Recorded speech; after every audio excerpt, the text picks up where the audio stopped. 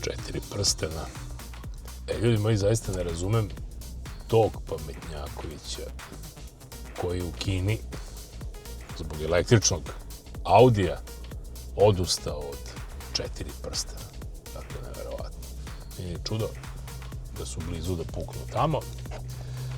A evo nas danas, posle dužeg vremena, opet u jednom Audiju. Mogu slova da kažem, ne samo što je najlepši Audi, nego možda i najlepši model u svojoj kategoriji. Novi Audi Q3, zapravo treća generacija ovog modela, koji se na tržištu pojavio 2011. godine i na neki način obeležio čitavu jednu, uslovno rečenu, epohu u kojoj je SUV klasa zauzela dominantnu poziciju na svetskom automobilskom tržištu. Slobodno možemo reći na neki način da je to i bila evropska Labudova pesma, jer među vremenu su stigli Kinezi, doneli mnogo toga drugačijeg i novog u automobilsku industriju, ali ajde onako da budemo potpuno iskreni, u međuvremenu navikli smo se ne samo na električne automobile, već nekako i na taj bezlični kineski dizajn. I upravo ti Kinezi su doneli nešto sasvim drugačije, ali istovremeno smo se nekako i mi Evropljani poželeli nekih starih vremena. Mogu slobodno da kažem da sam u vozačkom smislu sazreo u Audiju A6 Allroad Quattro V6 3 litre turbo dizel pogona sa 4 točka. Ludački auto, po meni do danas neprevaziđen, iako imamo sada sve te nove tehnologije, ono što je tada pružao onaj mehanički Quattro pogon sa tim velikim dizelašom, to se neće ponoviti sigurno više nikada. Mada sada imamo i performantnije i bolje automobile, ali onaj vozački osjećaj je ostao zapamćen. Upravo zato iz tog iskustva mogu da vam kažem da sam, kada sam seo u Audi Q3, imao osjećaj kao da sam se vratio, evo, rođenoj kući na neki način, jer jednostavno ostane to nešto u vama, neki miris, neki osjećaj i upravo to je ono što sam doživeo u ovom Audi Q3. Vidite da se vrpuljim nešto malo, doživeo sam i tvrda sedišta, okej. Šta da radimo? Udo Brikman, stariji upokojen, ovaj mlađi je otišao u penziju, ali još uvijek se oni ne predaju, bar što se tiče tvrdih sedišta, mada su ovo sada komfortna, široka, ali su prilično tvrđe od onog što sam očekivao. Ali samo za trenutak da se vratim na dizajn. Zaista ne znam sa koje strane kada gledam Audi Q3 mi je lepši. Da li od napred, da li sa boka, da li od nazad. Zaista jedna prava simfonija. Čujete ovo? Na to ćemo se kasnije vratiti. Radi se nešto o zvučnoj izolaciji podvozja. Simfonija dobrog ukusa, dobre linije. Vidjeli smo kako je BMW pukao sa novim iX3, bar što se tiče dizajna. Napravili su navodno sve na novoj platformi, ali su toliko uprskali dizajn bežeći od onih bubrega, onih ogromnih seljačkih bubrega. Napravili su jedan električni automobil koji je u dizajnerskom smislu potpuno izvan konteksta. Audi nije napravio tu grešku sa Q3, upravo ga je napravio onako kako treba da se napravi automobil koji se pokreće na pogon klasičnih motora.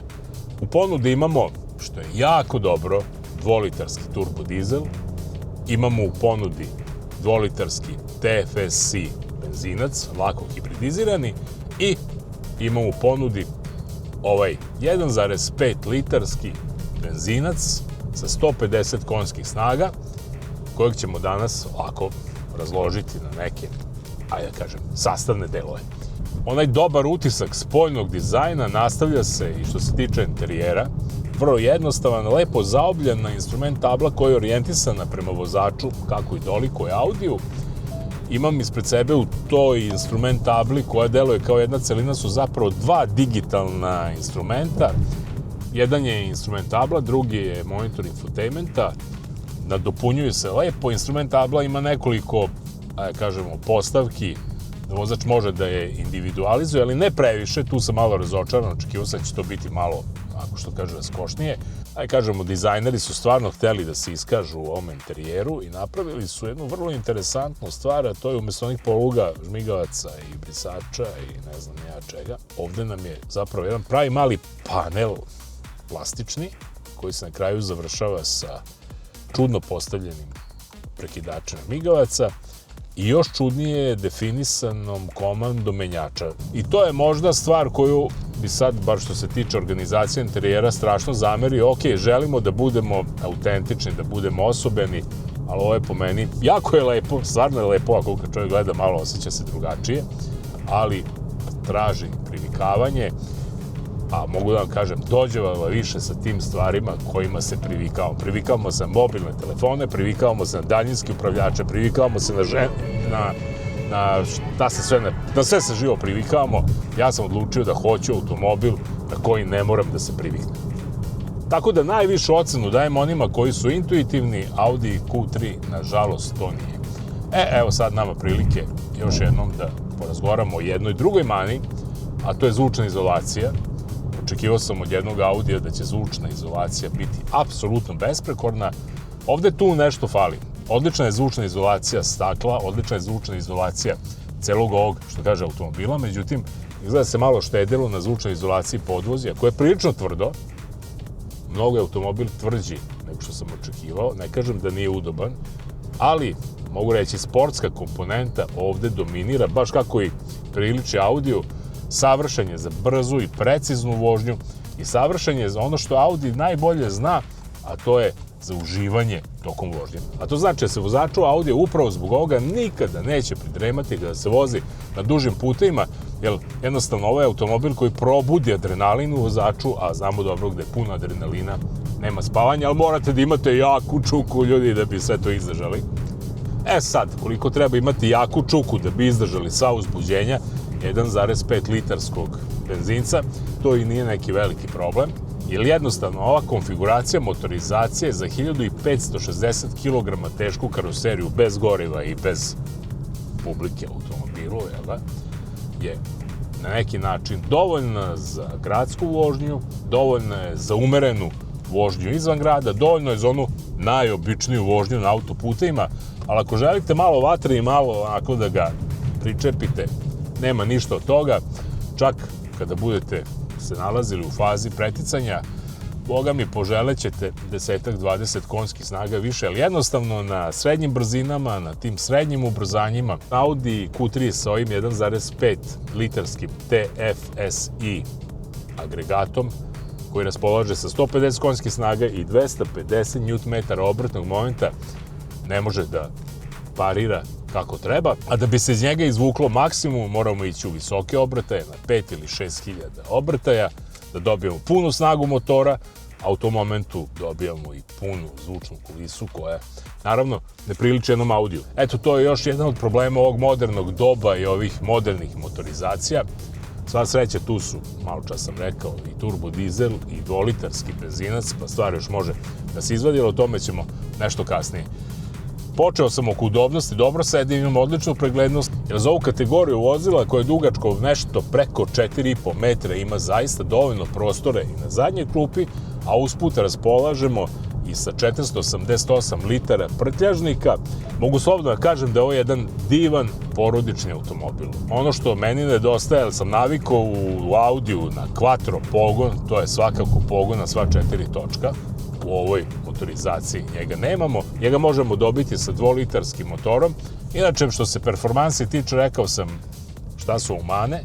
Dobra je stvar što u gradskim uslovima trošimo tu negde oko 6,5 litara benzina na 100 pređenih kilometara, što možemo kažem da je sad u skladu sa ovim novim tehnologijama, ali već na otvorenom putu, upravo zbog ovih slabih tačaka samog motora koji razvija najveću snagu na vrlo visokim obrtajima, dolazimo i u situaciju da trošimo između 8 i 9 litara benzina na 100 pređenih kilometara, da bi onako u proseku u ovom našem režimu stani kreni snimanja i dosta oštroj vožnji trošili 6,9 do 7 litara benzina na 100 pređenih kilometara. Dakle, sve ide u tom kontekstu da smo, bar što se tiče posljednjih 20 godina i te čuvene modernizacije samih motora, došli da trošimo više goriva i naravno da plaćamo skuplje automobile.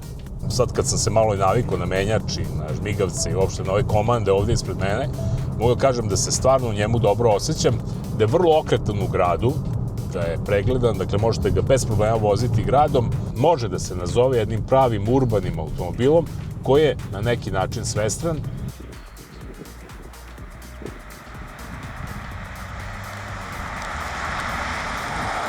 Gustotki ubrzava za 9,1 sekundu, maksimalna brzina mu je 207 km na čas. Jedan od razloga te malo više potrošnje, a i mogućih problema što se tiče performansi je u vrlo visokom koeficijentu otpora 0,32. To je sad već prilično premašilo ono što nam dolazi iz Kine. Dakle, iako je taj kineski dizajn u najmanju ruku diskutabilan i bezličan, možemo reći da je upravo ova osobenost i autentičnost Audija Q3 rezultirala nešto višim otporom vazduha. Mogu slobodno da kažem, jedan automobil za poželeti.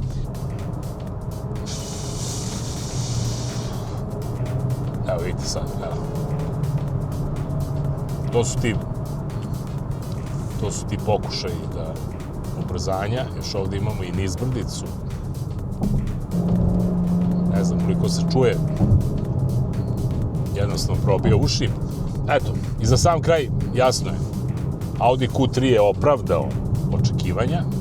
Na nekim mestima me je razočarao, poput izolacije podvozja, što već možete da naslutite koliko želite da ga kupite. Odvojite koju 1000 eura više i opredelite se ipak za stara vremena i za dvolitarske agregate, da li dizel, da li benzinski, svejedno je. I ono što još ostaje za kraj da vam kažem, a to je cena. Prosečno opremljen košta negde oko 44.000 eura, vrlo lako stigne do 50.000 eura, a onda je tu još i koju 1000 eura više za dobar dizel i što bi rekli, nek nas Bog vidi. A ekologiji ćemo razmišljati u budućim generacijama.